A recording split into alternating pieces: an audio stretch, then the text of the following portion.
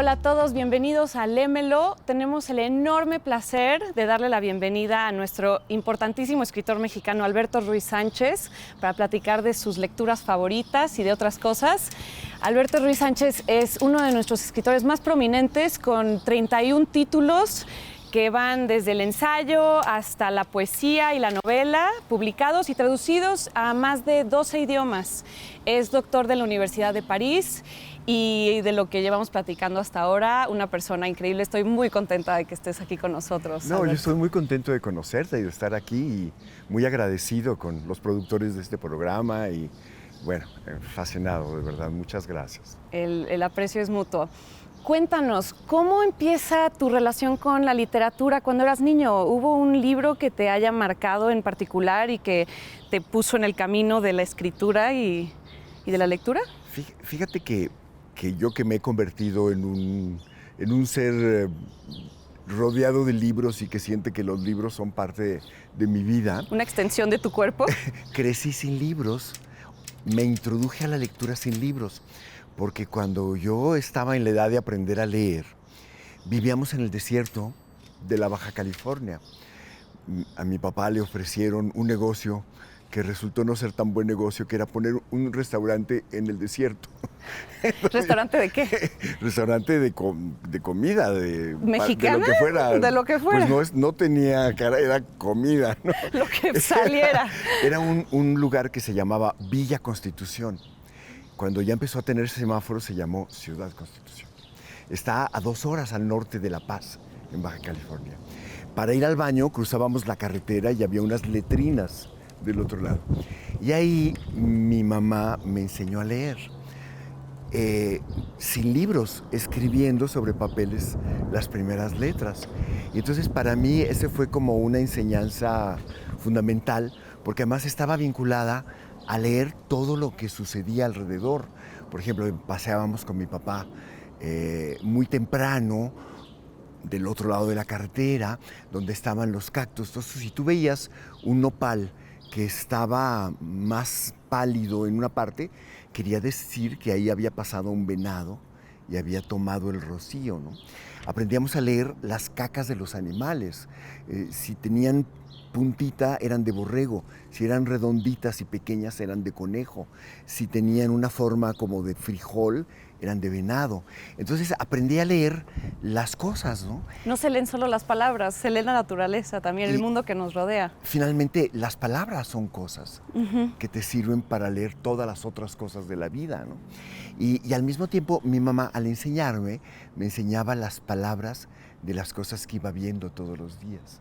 Entonces, leer no era leer en el libro de texto la lección del maestro, era una experiencia personal. Exactamente. O sea, tus primeras lecturas tuvieron que ver con tu experiencia directa con la vida. Sí. Y luego, uno de los trabajos que tuvo mi papá fue hacer ilustraciones y tuvo un trabajo que fue ilustrar portadas de libros para niños. Entonces, los primeros libros de verdad que tuve fueron ilustraciones de mi papá. Entonces mi papá me contaba la historia, ¿no?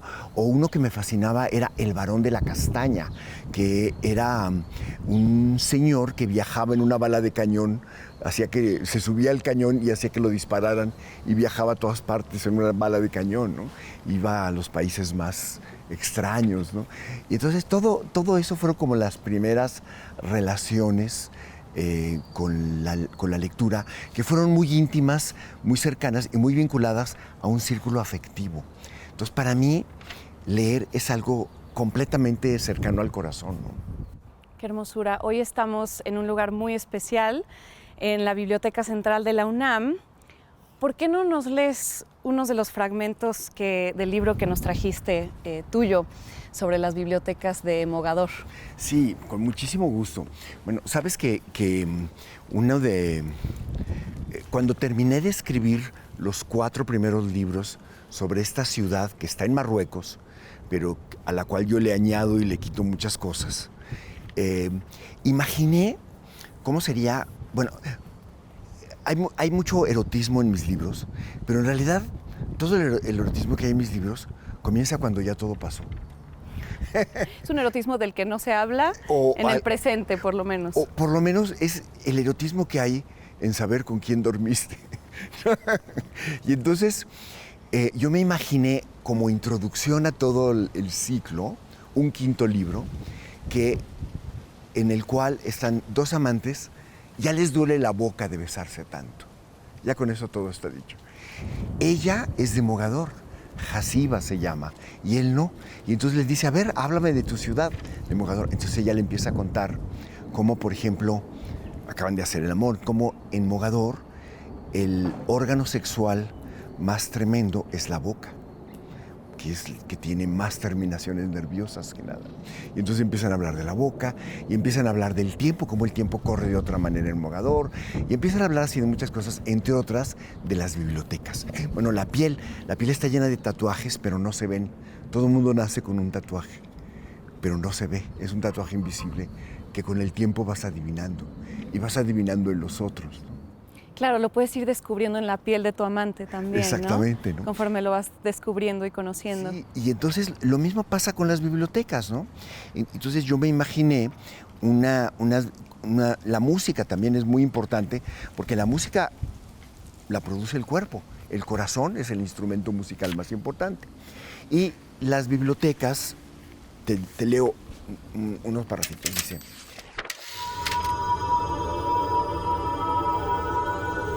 Dicen que en algunas secciones muy agradables de la biblioteca de Mogador, si por la noche se dejan juntos dos libros afines, por la mañana amanecen tres.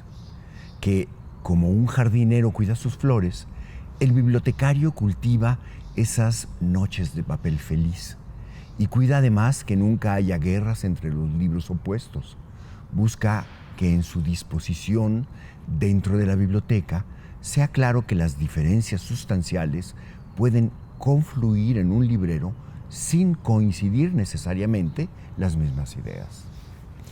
Hay cosas tan extrañas, por ejemplo, que cada vez que se desaparece un libro en Mogador, alguien se muere.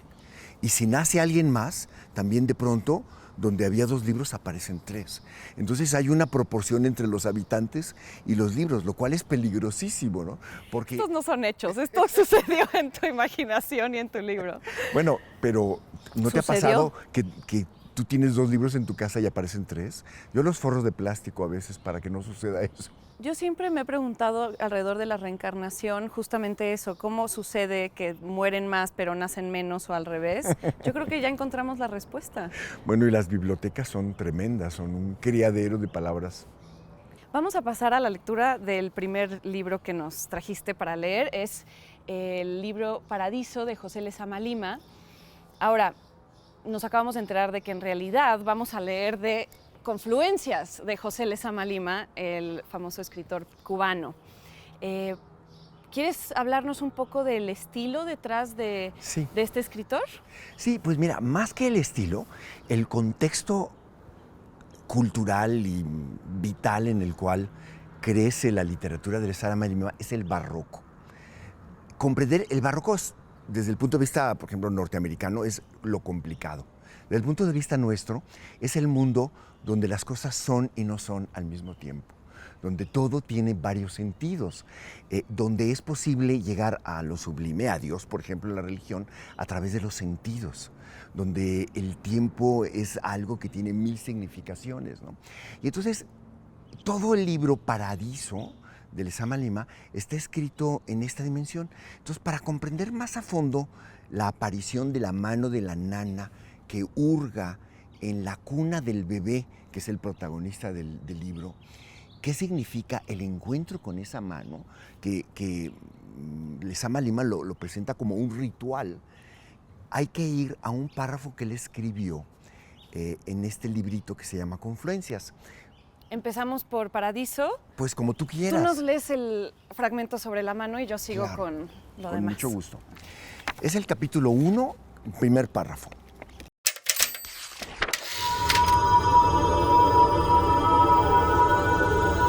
La mano de Baldovina separó los tules de la entrada del mosquitero.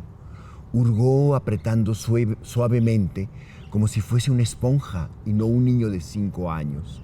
Abrió la camiseta y contempló todo el pecho del niño lleno de ronchas, de surcos, de violenta coloración, y el pecho que se abultaba y se encogía como teniendo que hacer un potente esfuerzo para alcanzar un ritmo natural.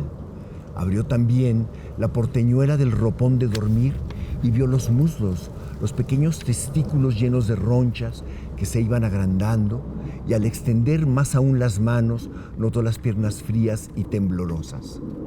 En ese momento, las 12 de la noche, se apagaron las luces de las casas del campamento militar y se encendieron las de las postas fijas, y las linternas de las postas de recorrido se convirtieron en un monstruo errante que descendía a los charcos ahuyentando a los escarabajos.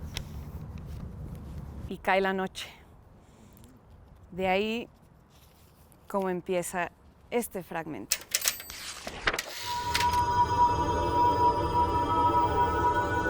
Yo veía a la noche como si algo se hubiera caído sobre la tierra, un descendimiento.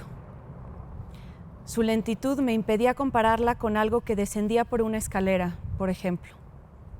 Una marea sobre otra marea, y así incesantemente, hasta ponerse al alcance de mis pies. Unía la caída de la noche con la única extensión del mar. Los faroles de las máquinas iluminaban en planos zigzagueantes y comenzaban a oírse los ¿quién vive? Saltaban las voces de garita en garita. La noche comenzaba a poblarse, a nutrirse.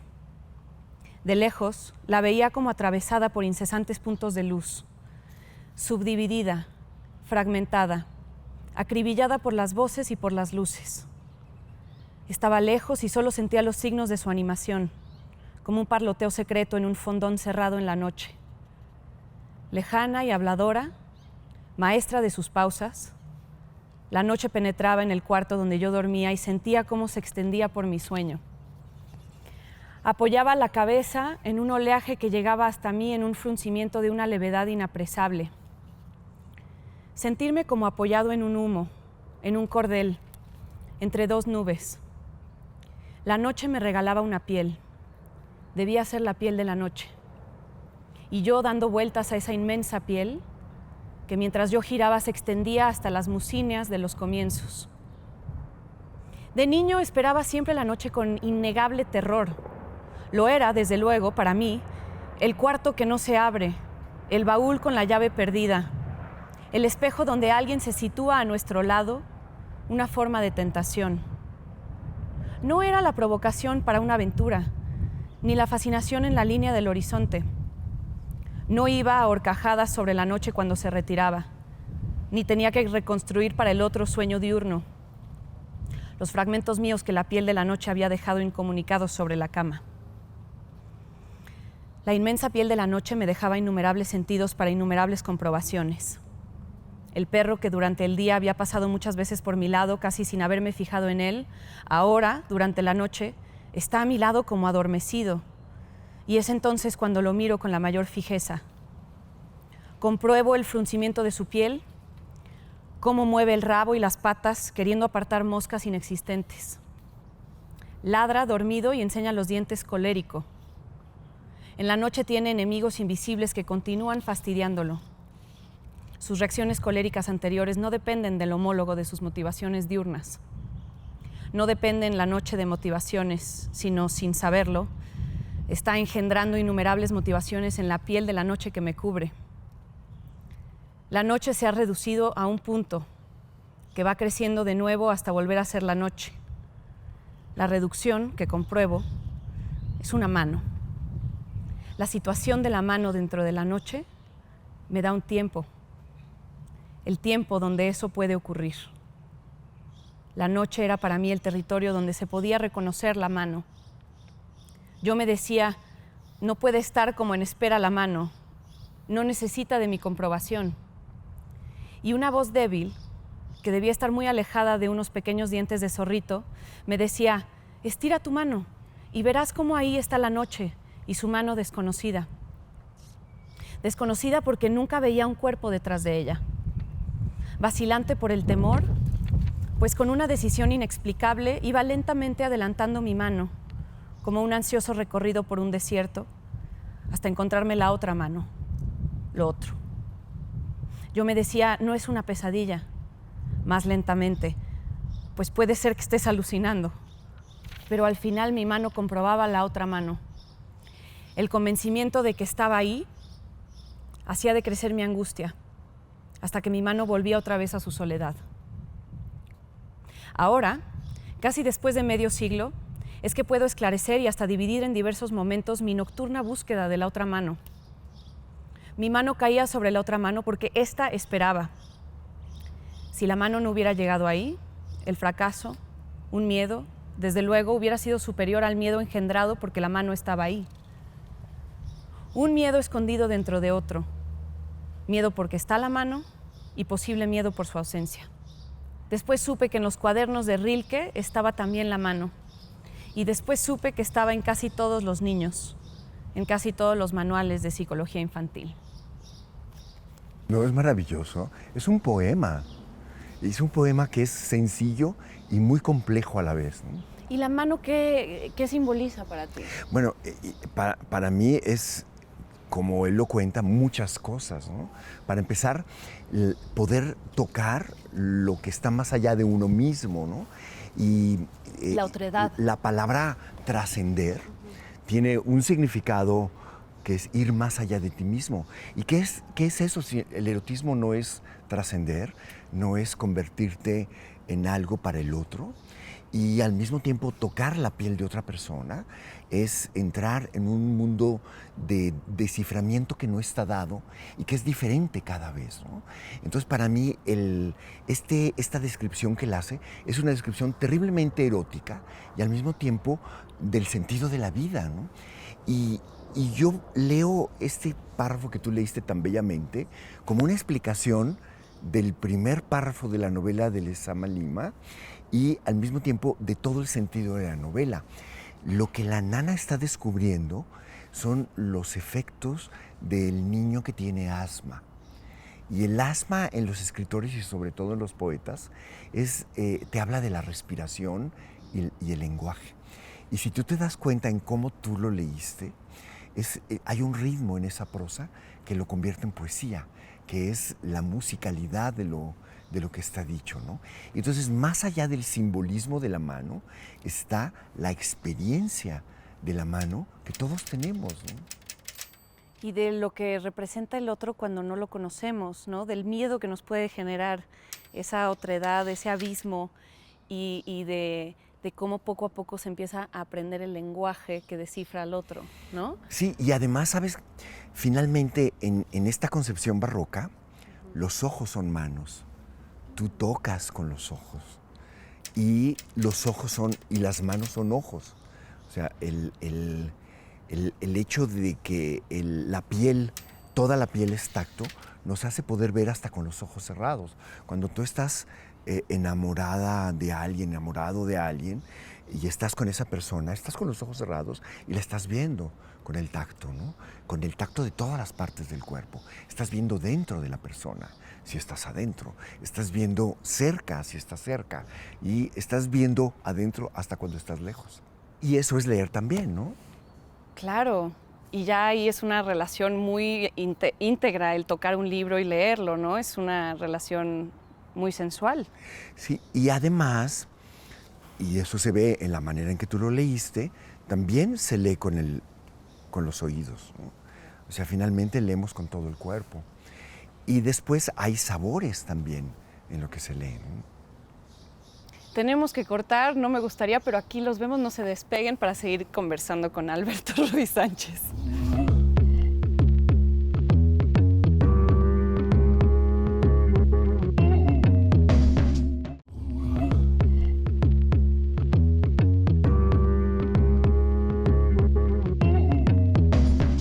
Bienvenidos de vuelta a Lémelo. Aquí seguimos charlando deliciosamente con Alberto Ruiz Sánchez. Vamos a viajar de Cuba a Polonia para la siguiente lectura.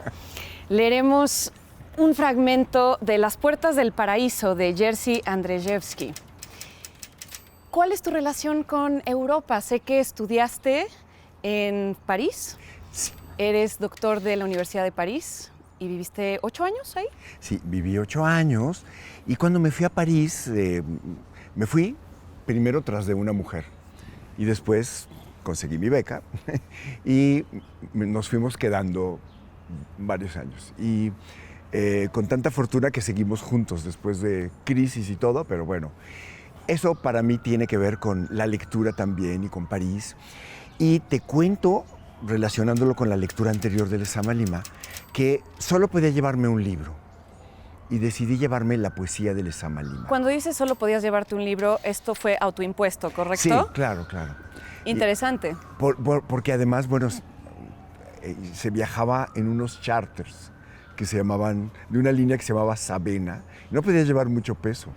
También había una gran cantidad de libros en París de los cuales podías gozar, no bueno, necesitabas y además llevarte era el reto, ¿no? Era meterte en la lengua. Y para eso, después, en uno de los barrios donde después yo viviría, era un barrio obrero donde había muchos estudiantes y muchos obreros. Y entonces en ese barrio había una pastelería que se llamaba Mil Hojas y era de unos españoles anarquistas. Y un día le puse una bomba, estalló, que le estaban preparando allá adentro. Se acabó. Esto era antes de que muriera Franco. Literalmente estalló una bomba. Estalló una bomba y se acabó Mil Hojas. Y la volvieron a abrir como librería y se llamaba Mil Hojas. Y en esa librería yo conseguí mis primeros libros de Andrzejewski, que era un polaco que además en esa época empezaba a ver todo el movimiento social que se llamaba Solidarność, el sindicato de solidaridad y la rebelión contra la dictadura estalinista. Y empezaba a haber un movimiento de cineastas maravilloso. Y estaba la película que tú conoces muy bien de Andrzej Wajda sobre otro de los libros de Andrzejewski. Sí, que se llama Cenizas y Diamantes. Cenizas y Diamantes, que película extraordinaria. Es maravillosa, que es una de las primeras de Wajda. Y otra película de Wajda es sobre este libro. Y entonces este libro es un ejercicio muy interesante, estilístico, tal vez heredando un poco de las frases largas de Proust, ¿no? En donde son 2 frases las que constituyen este libro entero. La primera dura 180 páginas y la segunda unas pocas palabras, ¿no? Y siguieron caminando, dicen. Y siguieron caminando. Algo así, dicen. Si les parece, leemos el extracto que escogiste y luego ya platicamos para saber con qué estamos lidiando.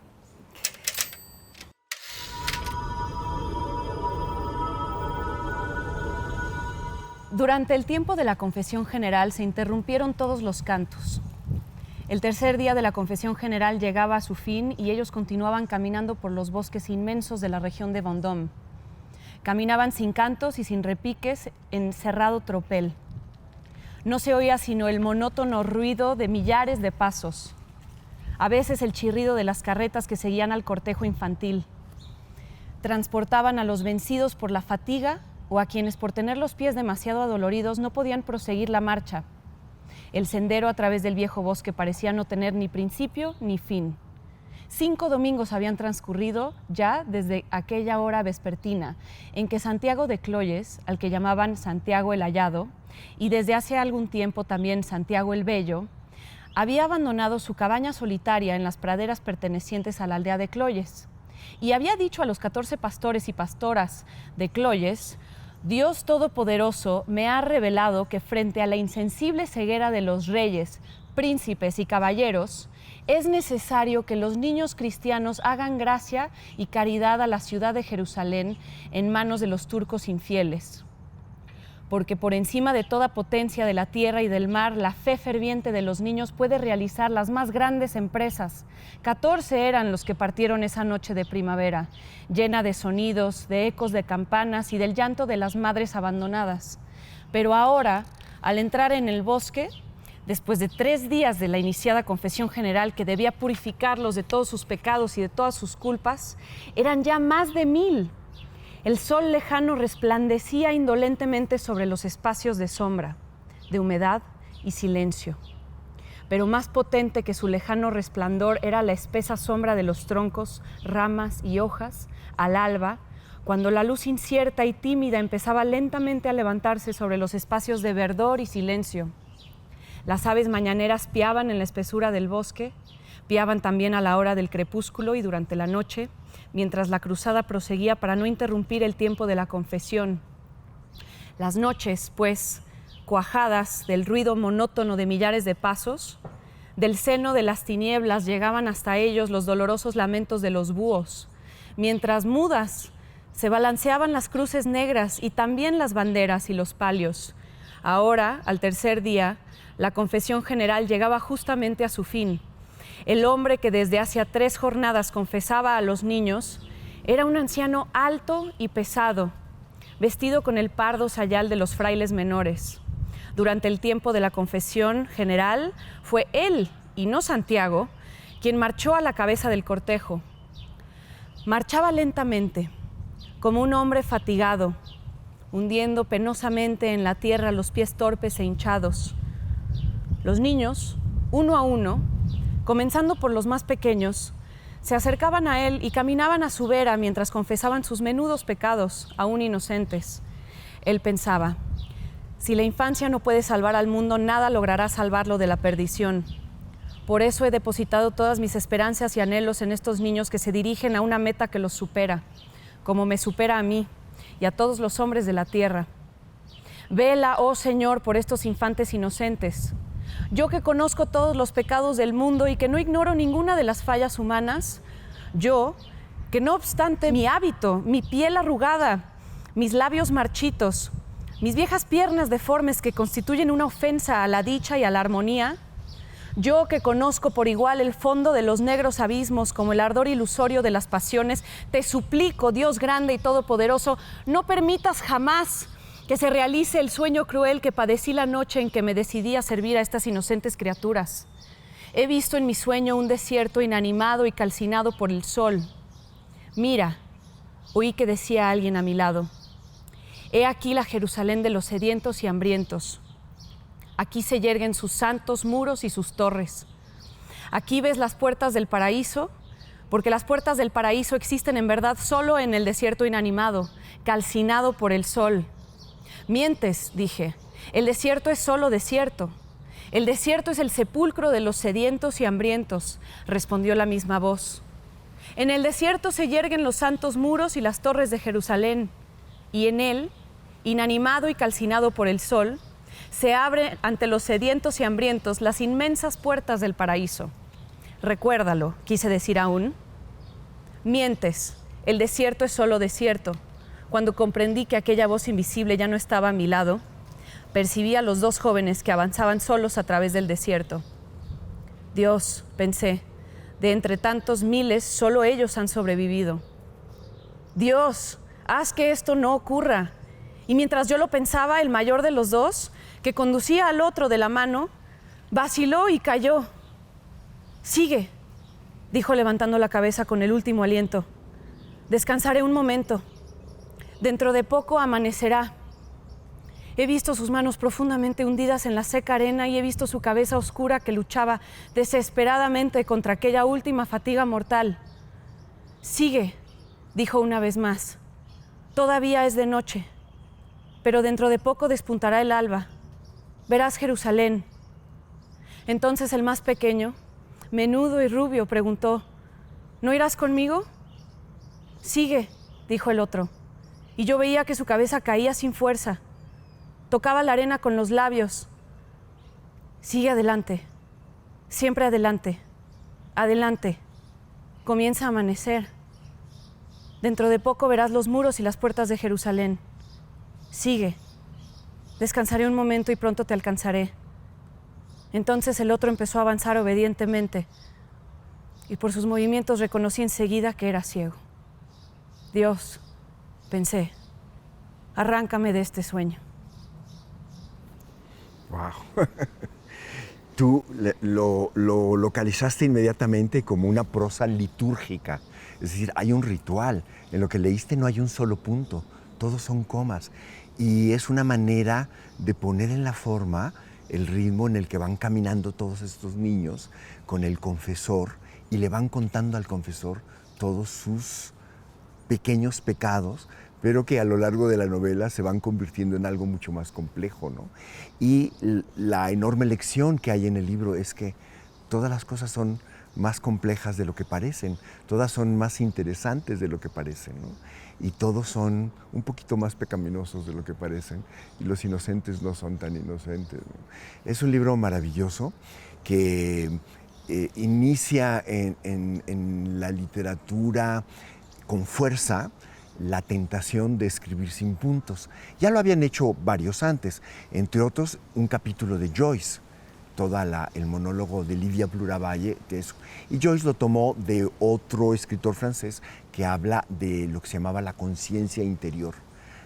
Fernanda Melchor en su libro Huracanes, sobre los huracanes.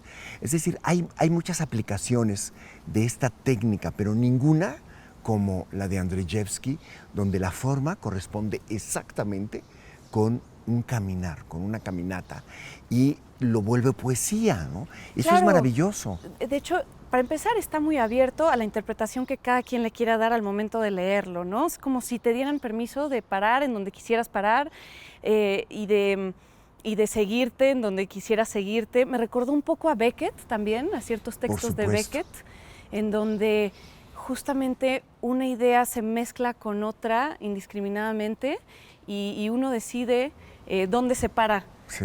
Pero Pero tienes mucha razón, Beckett es una relación inmediata, ¿no? No sé si conoces esta película que él hizo, en el que hay una boca hablando, y de ahí tomaron los Rolling Stones su logotipo, ¿no? ¿De ahí? De la película No es de Beckett, cierto. sí, es maravilloso, es una boca, lo que tú la ves, es maravilloso. ¿Era algo de Crap? ¿Es lo de Crap? ¿La No, boca? ese es No. Crab's Last Tape, la última cinta de Crab, es otra obra de teatro. Ah, ya. Que es alguien que está grabando, ¿no? No, esta es una boca nada más, como la boca de los Rolling Stones. Y tú ves los dientes y la lengua, pero está hablando, y finalmente es el hablar mismo lo que es el contenido, ¿no? Tú viajaste a París, estudiaste bajo Gilles Deleuze y Roland Barthes, dos escritores que no necesitan introducción. También escribiste para Cahiers du Cinéma. Empezaste una carrera de comunicación y cine y luego hiciste tu transición a la literatura. Pues para mí siempre fue algo paralelo. Lo que pasa es que la literatura no me permitía tener una beca, entonces yo tenía que hacer un diploma en comunicación y al principio, cuando nada más tenía el primer recurso era la beca, y entonces yo dije, mira, siempre he trabajado y estudiado, pues entonces lo de comunicación será como un trabajo, ¿no?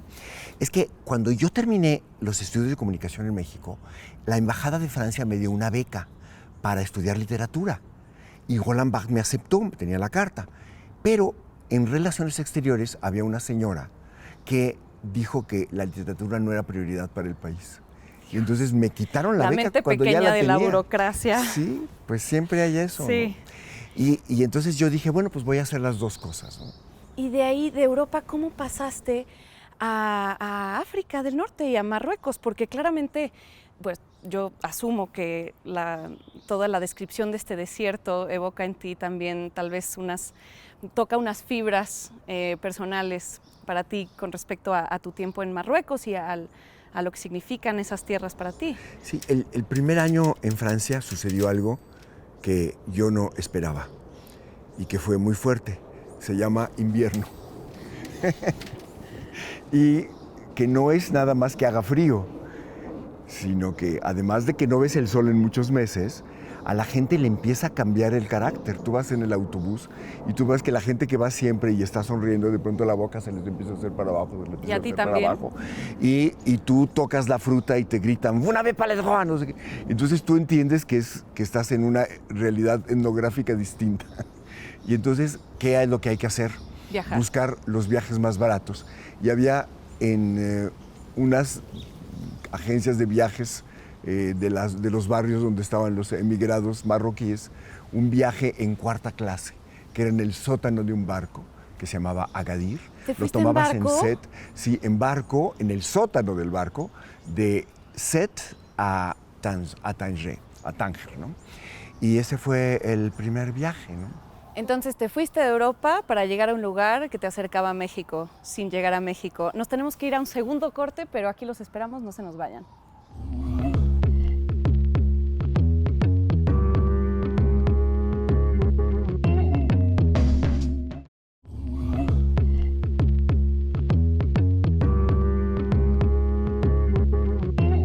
Bienvenidos de vuelta a Lémelo. Aquí seguimos con la enorme fortuna de poder estar conversando con Alberto Ruiz Sánchez. Tu tesis la escribiste sobre Pasolini, una de tus dos tesis. ¿Qué fue lo que te llevó a interesarte en este cineasta y poeta? Sí, bueno, primero el cine era una seducción total.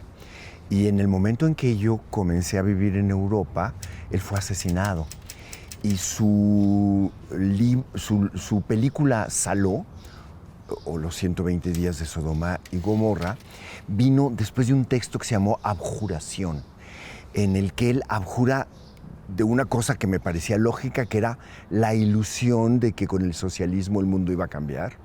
Y la otra eran los enormes placeres que a mí me parecían maravillosos que hay en la trilogía de la vida, que es su película sobre las 1001 noches, sobre el Decamerón, y que para mí eran unas películas maravillosas de una sexualidad completamente libre, completamente, o sería ahorita contemporáneo, ¿no?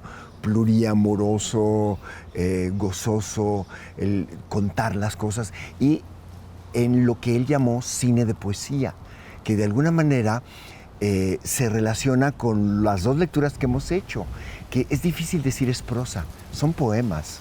Y él decía, cuando le preguntaban, ¿cómo define usted a la prosa?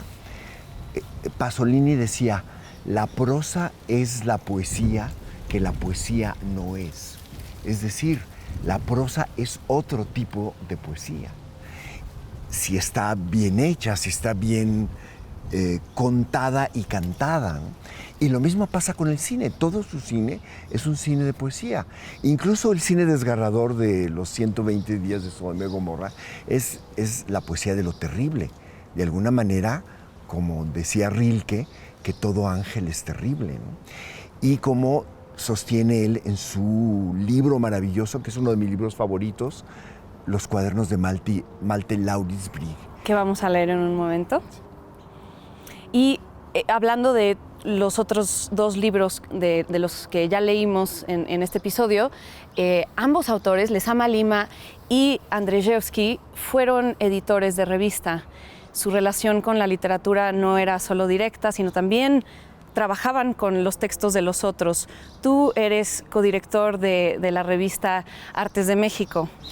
Sí, y algo interesante es que cuando tú escribes un libro, aunque la soledad de un escritor está habitada por miles de fantasmas, de presencias reales que están en tu mente, pero el trabajo de editor es un trabajo que no está en esa soledad habitada, sino en la verdadera correlación con las otras personas, ¿no? En el caso de mi trabajo como editor, pues desde que yo tengo memoria lo hago con Margarita de Orellana, que ahora es mi esposa desde hace muy poco, pero que vivimos juntos desde hace más de 50 años y que tenemos una relación de complicidad tremenda, ¿no? Empecé a interesarme en los temas de Rusia porque yo trabajé mi primer trabajo fue en la Cineteca Nacional, cuando la Cineteca comenzó. Mi primer trabajo fue, antes de que existiera la Cineteca, hacer la lista de las 1000 películas que no pueden faltar en una cineteca, que es la Cineteca de ahora. Y después seguí trabajando en ella, pero una época en que había algo maravilloso que era la Cineteca y al mismo tiempo había un esfuerzo bastante totalitario de que todo el cine fuera de Estado. Si no era de Estado, no podía existir. De eso fue tu segunda tesis. Y sobre eso fue mi segunda tesis, cómo los afanes totalitarios crean una estética, que es la estética tercermundista del cine mexicano de los 70s. Y bueno, sobre eso empecé a interesarme en quién escapaba de eso. Me empecé a interesar en Einstein, en las teorías del montaje de atracciones.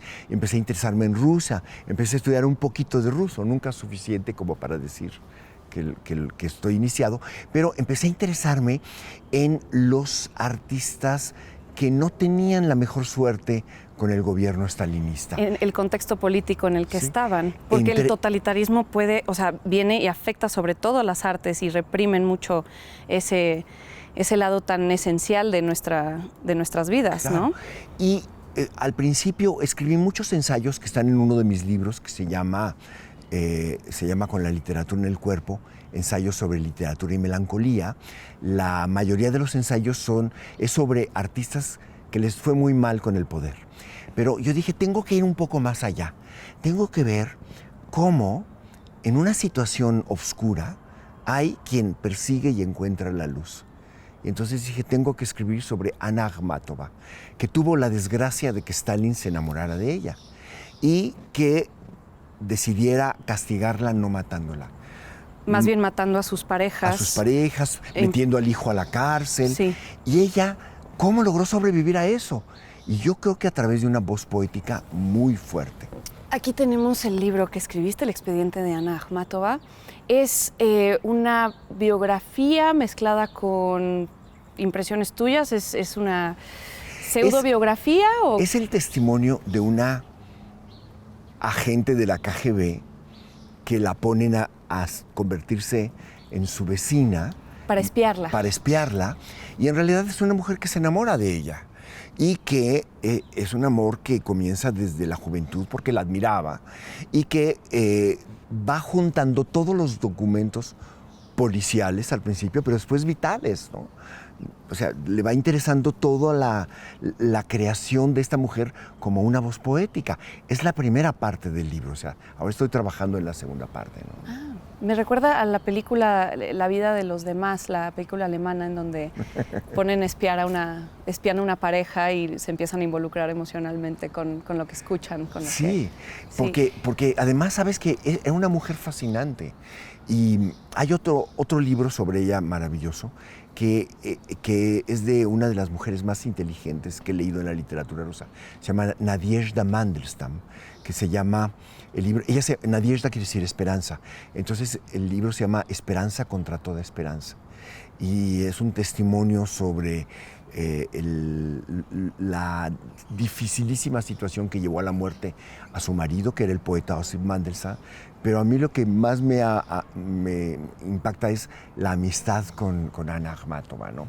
Y bueno, ese es un tema maravilloso, que es una lección para todos los días, de hoy, cómo encontrar en bosques de oscuridad, cómo perseguir y cómo encontrar la luz. Y la luz puede ser una manera de hablar de la libertad, ¿no? De alguna forma, como Anna Akhmatova siguió escribiendo a través de toda la época stalinista y lo lograba memorizándose sus poemas y pidiéndole a sus amigos que la visitaban que se memorizaran sus poemas para que ella no tuviera que escribirlos y arriesgar así que la encarcelaran, ¿no? Es una tenacidad brutal. Porque no podía sacarlos si no era en la memoria de los otros. Y entonces ella comenzó a sacarlos así, ¿no? Y los empezó a sacar de Rusia poco a poco, ¿no? Con amigos y los gente otros. que... Sí. Comenzaron a hacerlo así, ¿no? Pero es una historia fascinante. Se leyó un fragmento de este libro tuyo en el episodio en donde invitaron a Diana Bracho. Sofía Espinosa leyó un fragmento de tu libro. Diana maravillosa, fue muy generosa al presentar mi libro y leerlo, ¿no? Pues se me antoja muchísimo tu libro, espero leerlo muy pronto. Pues lo tendrás muy pronto. Hablaste de la poesía inherente en la prosa, como si algo está bien escrito contiene, ¿no? Algo de poesía, incluido el cine, etc. ¿La poesía es tu género literario favorito? Pues yo cuando escribo no pienso en géneros. Yo escribo lo que necesito escribir. Y luego ya es problema de los editores saber cómo lo clasifican y lo venden. Con lo cual me he ganado, al principio sobre todo, cuando no había publicado ningún libro, con mi libro que se llamó Los nombres del aire, que lo llevaba con un editor y me decían, esto es poesía, llévelo a un editor de poesía. Lo llevaba con un editor de poesía y me decía, esto es novela, llévelo con un editor de novela. Entonces me di cuenta que no había en la mentalidad de los editores un cajoncito donde meter lo que yo siento. Entonces inventé el concepto de prosa de intensidades, que no es poesía en prosa, es una composición extensa, es algo más complejo, ¿no? Aparte, ese libro, Los nombres del aire, habla de una iniciación erótica que al avanzar el libro vas descubriendo que es una relación erótica homosexual. Y entonces, cuando ya lo descubres, ya todos somos homosexuales, ya nos identificamos todos con los personajes. Entonces eso tampoco le gustaba tanto a los primeros editores, que eran... Los confrontabas con su propia... Todo ha cambiado en 30 años, ¿no? Sí. Pero al principio todo era reprobable, ¿no? Entonces mi primer libro lo rechazaron 12 editores y el pretexto era el género, ¿no? Entonces no vamos a hablar de género literario para el próximo libro del cual vamos a leer, pero en sí oficialmente es una novela, si bien una novela poética de Rainer Maria Rilke, Los apuntes de Malte Laurits Brügge. Bueno, ese le pasa como a mi libro del que leí un fragmento, que en Francia está publicado como roman. Que es novela. En España primero lo publicaron como poesía y en Estados Unidos está publicado como ensayo. Entonces eso existe en el cruce de todo eso. De todo eso. Y algo así le pasa a este libro, Los cuadernos de Malte Laurits Brügge, porque explora un París gótico. La geografía de un París que va de la Tour Saint-Jacques a Saint-Denis, toda la literatura gótica, y pasa por el Museo de Cluny, donde están los tapices de la Dama del Unicornio, y al mismo tiempo comienza hablando del hospital, del Hotel Dieu, que es el hospital donde iban todos los contagiados por una epidemia, y él dice, aquí vienen a vivir, pues más bien parece que vienen a morir, porque estaba todo lleno de muertos, como acabamos de verlo, ¿no? Nosotros, como lo que acabamos de vivir. Entonces habla de un poeta nórdico que se muda a París, sí, a escribir, a vivir y se ve confrontado con la muerte. ¿Y el amor también? Y el amor también, por supuesto. ¿Qué hay en París que lo ha vuelto un terreno tan fértil para tantos artistas, escritores, cineastas? ¿Y cuál fue la influencia que tuvo esta ciudad sobre ti? Sí, bueno, lo que hay en París, yo lo siento, es muchísimas capas de vida que parece que se transforman sin transformarse. Como lo que te contaba sobre la pastelería Mil Hojas, que se llamó después una librería Mil Hojas, que quebró en un momento que cambiaron las leyes y después se convirtió en una tienda de plantas cuando el barrio comenzó a convertirse en departamentos de lujo. ¿Y cómo se llama la tienda de plantas? Mil Hojas. Y ahora, en los últimos años, ese barrio, esa sección del Marais, que está muy cerca de la Rue des Archives, es un lugar de bares gay y que la tienda se ha convertido en un lugar de objetos de la diversidad, ¿no? Hay maos pintados color de rosa, hay plantas preciosas, hay las cosas más inusitadas. La tienda de la diversidad. ¿Y cómo se llama? Mil Hojas. Entonces, París tiene eso. Notre Dame es mil cosas. Por ahí han pasado, hay mil historias, parece que es lo mismo, pero todo es distinto, ¿no? Y no solo eso, sino que te absorbe, te hace formar parte de esa mutación que haya en París cuando tú llegas. Claro, entonces tal vez esa misma pluralidad que tiene la ciudad te la regala y tú puedes convertirte en claro. un florilegio de personas. Cuando tú llegas y la persona que deseas te la encuentras en la calle por azar o al tomar el metro, te das cuenta que lo que escribió Cortázar sobre sus encuentros con la maga no tienen que ver nada más con el azar y el deseo y el azar. Tienen que ver además con la geometría de la ciudad, que es una geometría de estrellas. Es algo que tiene en la magia la geometría de París. Pues vamos a empezar con el principio.